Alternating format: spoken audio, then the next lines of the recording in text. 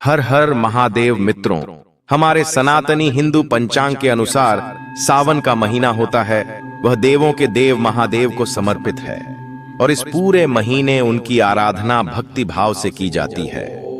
भगवान शिव शंकर के सभी भक्तों को उनके सबसे प्रिय माह सावन का बेसब्री से इंतजार रहता है। इस माह आने वाले प्रत्येक सोमवार और मंगलवार का दिन बहुत ही खास होने वाला है, क्योंकि सावन के सोमवार में देवों के देव महादेव भगवान शिव शंकर की आराधना की जाती है और वही जो सावन का मंगलवार होता है वह माता पार्वती को समर्पित होता है और इस दिन माता पार्वती का मंगला गौरी व्रत रखा जाता है। हर साल आषाढ़ माह की पूर्णिमा तिथि के बाद सावन का महीना शुरू हो जाता है और सभी भक्त देवों के देव महादेव भगवान शिव शंकर का आशीर्वाद पाने के लिए इस पूरे सावन माह का विधि विधान से उनका पूजन करते हैं। भक्तों, आइए जानते हैं इस साल कब शुरू होगा सावन का महीना और इस महीने में कितने सोमवार व्रत पड़ेंगे।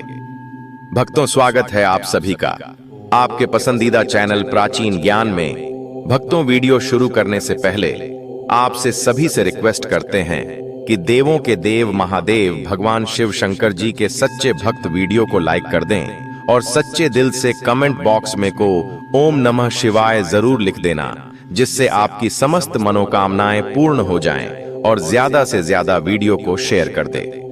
भक्तों, सावन का महीना कब है, इसमें कितने सोमवार पढ़ेंगे, सावन की समाप्ति कब होगी और सावन में व्रत का पालन कैसे करें, व्रत में कौन सी चीजें नहीं खानी चाहिए, जान ले सब कुछ आज के इस वीडियो में। भक्तों, सावन का महीना शिव भक्तों के लिए प्यार की सौगात लेकर आता है। यह वह महीना है जिसे हम प्यार का महीना कहते हैं और शिव भक्त बड़े जोर शोर से सावन के महीने का बड़ी ही बेसब्री से इंतजार करते हैं। सावन में भगवान शिव धरती पर आकर अपने हर भक्त के घर में वास करते हैं। सच्ची भक्ति करने पर धन धान्य से घर भर देते हैं। सावन का हर एक दिन बहुत ही शुभ माना जाता है। हर दिन पवित्र होता है। हर दिन भगवान शिव की पूजा की जाती है। लेकिन भक्तों, सोमवार के व्रत की बात ही कुछ और होती है। सावन के बारे में हर बात बताने से पहले आपसे रिक्वेस्ट करते हैं कि वीडियो को लाइक जरूर करिएगा, दोस्तों को शेयर कर दीजिएगा और आपने अभी तक चैनल को सब्सक्राइब नहीं किया है तो चैनल को सब्सक्राइब करके बेल आइकॉन जरूर दबाएगा। चलिए पहले जानते हैं सावन के इस पवित्र महीने में कितने सोमवार पढ़ेंगे और आपको कितने व्रत रखने हैं। दोस्तों, आपको बता दें, इस बार सावन का महीना 2025 में 11 जुलाई शुक्रवार के दिन से आरंभ होगा। सावन की समाप्ति 9 अगस्त के दिन होगी और सावन के आखिरी दिन शनिवार होगा।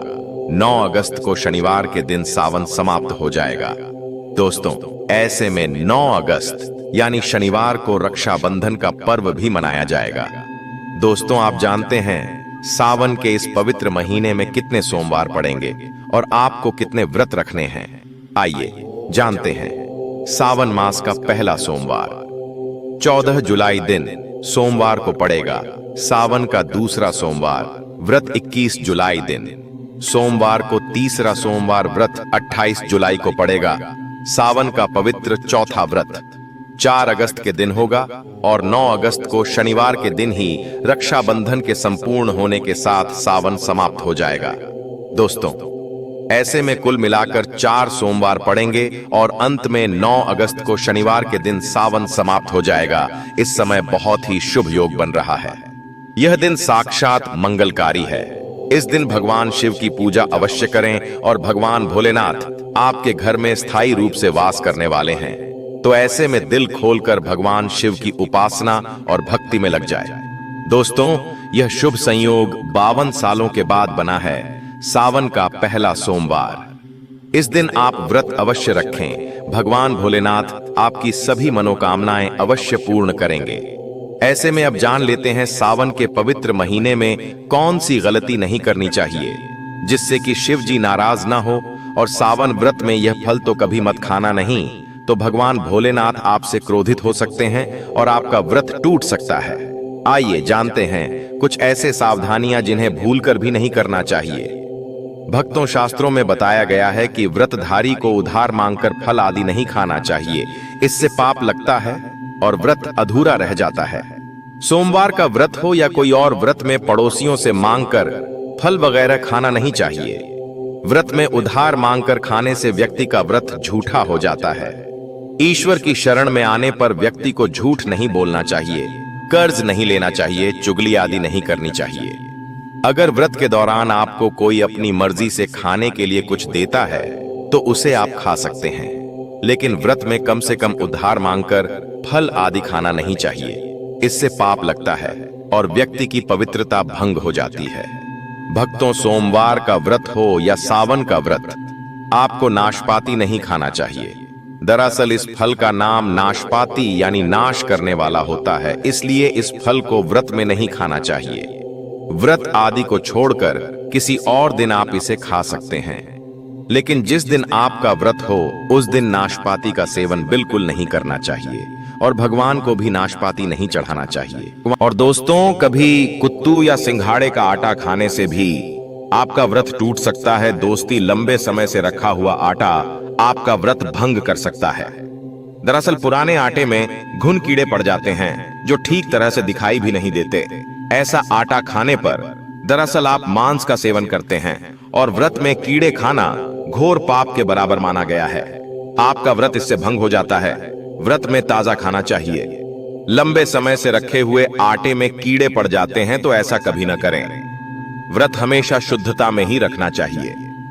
दोस्तों, सावन का महीना बड़ा ही पवित्र महीना माना गया है, इसलिए यह 5 चीजें भगवान शंकर के पास कभी न रखें। जानते हैं उनके बारे में।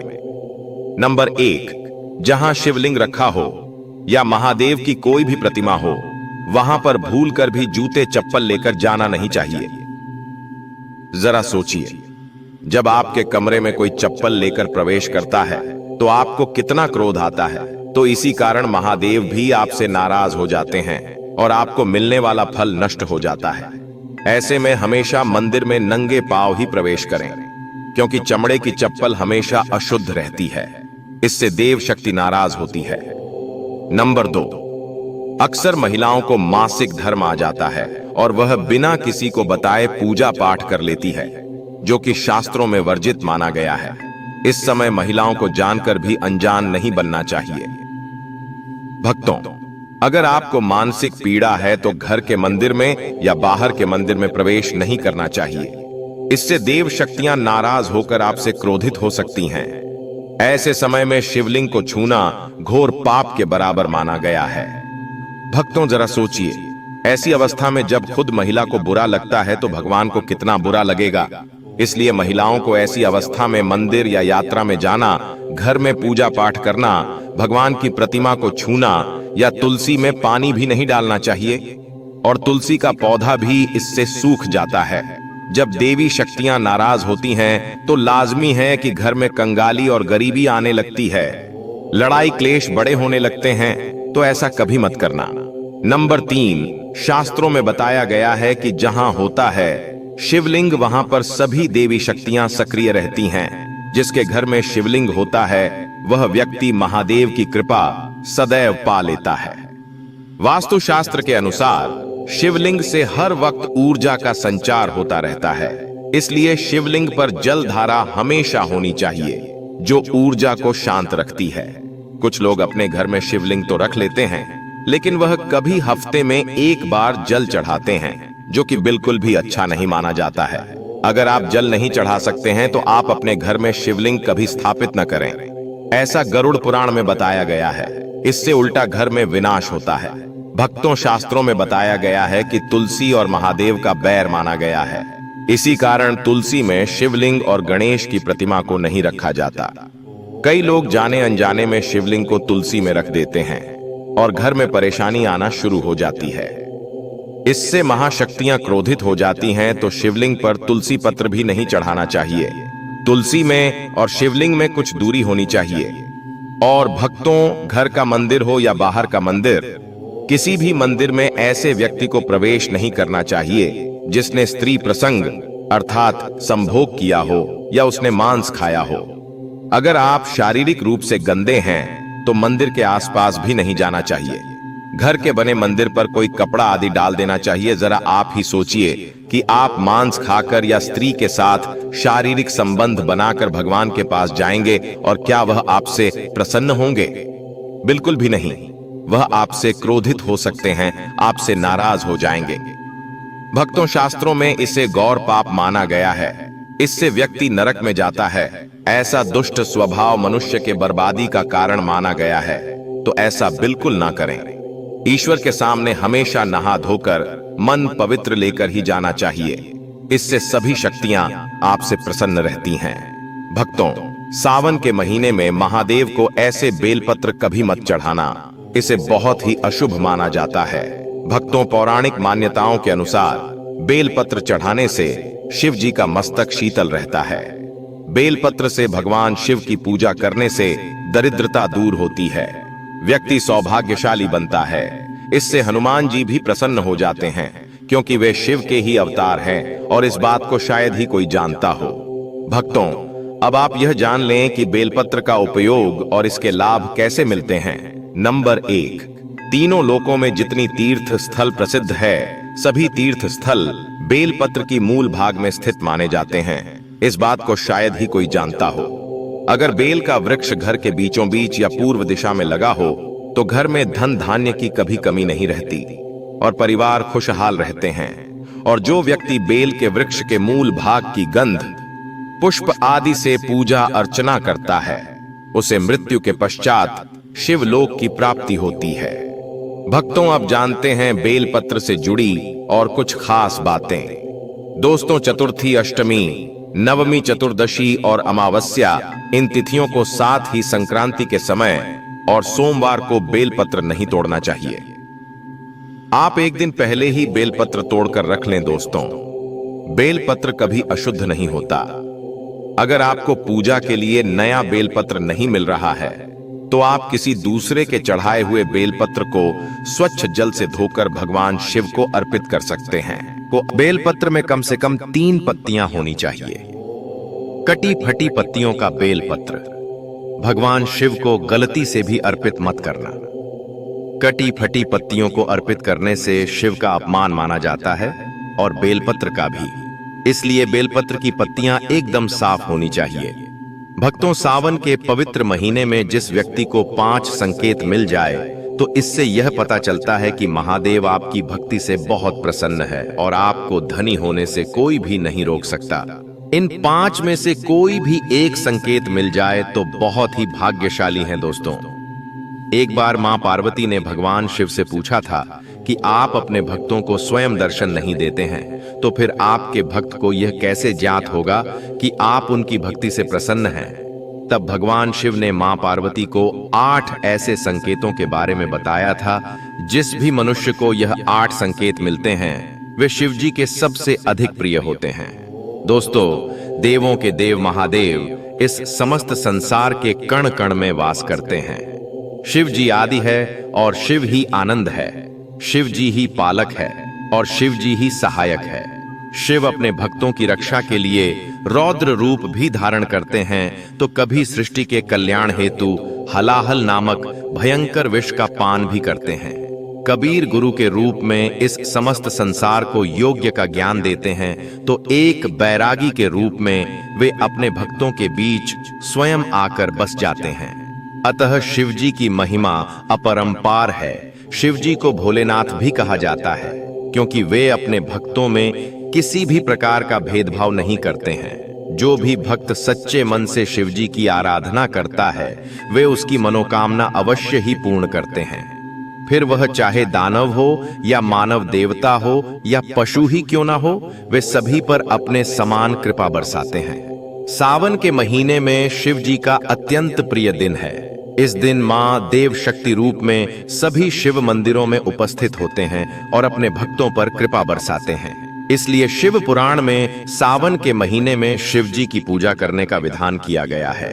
जो भी सच्चे मन से सावन के महीने में शिवलिंग की पूजा करता है, शिव जी को उनकी प्रिय वस्तु चढ़ाता है, दूध एवं जल से उनका अभिषेक करता है, ऐसे व्यक्ति पर अपनी कृपा दृष्टि सदा बनाकर रखते हैं उनके जीवन पर आने वाले सभी संकटों को पहले ही हर लेते हैं। तो चलिए आज के इस वीडियो में जान लेते हैं सावन के महीने में शिव अपने भक्तों को कौन से संकेत देते हैं। यह संकेत प्रकृति द्वारा, पशु पक्षियों द्वारा, शिव जी के भक्तों द्वारा भी मिलते हैं, इसलिए आप इन संकेतों को अवश्य ही जान लें। पहला संकेत, ब्रह्म मुहूर्त पर चंद्रमा के दर्शन। सावन के महीने में यदि किसी व्यक्ति की नींद ब्रह्म मुहूर्त पर खुलती है और उसे आकाश में चंद्रमा के दर्शन होते हैं तो इसे शुभ संकेत माना गया है।